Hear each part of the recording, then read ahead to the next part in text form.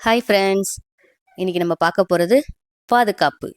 ஒரு சிறிய கதை, பெரிய பாடம். வாங்க ஸ்டோரிக்குள்ள போகலாமா? ஒரு பெரிய கட்டுமான நிறுவனத்தில் ரஹீம் என்ற தொழிலாளி வேலை பார்த்தார். அவருக்கு அந்த வேலைக்கு 20 வருட அனுபவம் இருந்தது. எல்லோரும் அவரை மதித்தார்கள். ஒரு நாள் அந்த இடத்தில் ஒரு புதிய இளைஞர் வேலைக்கு சேர்ந்தார். அவர் வேலை செய்யும் போது எப்பொழுதும் ஹெல்மெட், கையுறை, பாதுகாப்பு கண்ணாடி எல்லாம் அணிந்து கொண்டுதான் வேலை செய்வார். எந்த மிஷினையும் பயன்படுத்துவதற்கு முன் இன்ஸ்ட்ரக்ஷன் மேனுவல் படித்துவிட்டுதான் வேலையை ஆரம்பிப்பார். அதை பார்த்த ரஹீம் சிரித்தார். அவர் சொன்னார், நான் இங்க 20 வருடமா வேலை பார்க்கிறேன். எனக்கு எல்லாம் தெரியும்.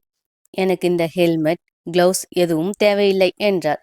அப்போது அந்த இளைஞர் அமைதியாக சொன்னார், அண்ணா, பாதுகாப்பு விதிகள் புதியவர்களுக்காக மட்டும் இல்ல, எல்லோருக்காகவும் தான். ஆனால் ரஹீம் அதை பொருட்படுத்தவில்லை. ஒரு நாள் மதியம் ரஹீம் ஒரு கட்டிங் மிஷினை வைத்து வேலை செய்தார். அவர் கையுறையும் கண்ணாடியும் போடவில்லை. எனக்கு அனுபவம் இருக்கு என்று நினைத்தார். திடீரென்று மிஷினிலிருந்து ஒரு சிறிய இரும்பு துண்டு பறந்து வந்து அவரது கையை மோசமாக காயப்படுத்தியது. அவசரமாக அவரை மருத்துவமனைக்கு கொண்டு சென்றார்கள். சிகிச்சைக்கு பிறகு ரஹீம் அந்த இளைஞரிடம் வருத்தமாக சொன்னார், நான் 20 வருடம் விபத்து இல்லாமல் வேலை செய்தேன். ஆனால் ஒரு நிமிஷ கவனக்குறைவு என் வாழ்க்கையை மாற்றிவிட்டது. நான் அனுபவம் இருந்தால் போதும் என்று நினைத்தேன். ஆனால் மிஷின் எப்பொழுதும் தவறு செய்யலாம். அவர் அங்கிருந்த எல்லோரிடமும் சொன்னார், பாதுகாப்பு என்பது புதியவர்களுக்கு மட்டும் இல்ல, பாதுகாப்பு என்பது வாழ்க்கைக்காக. உடலின் ஒரு பகுதி போய்விட்டால் அதை மீண்டும் கொண்டு வர முடியாது.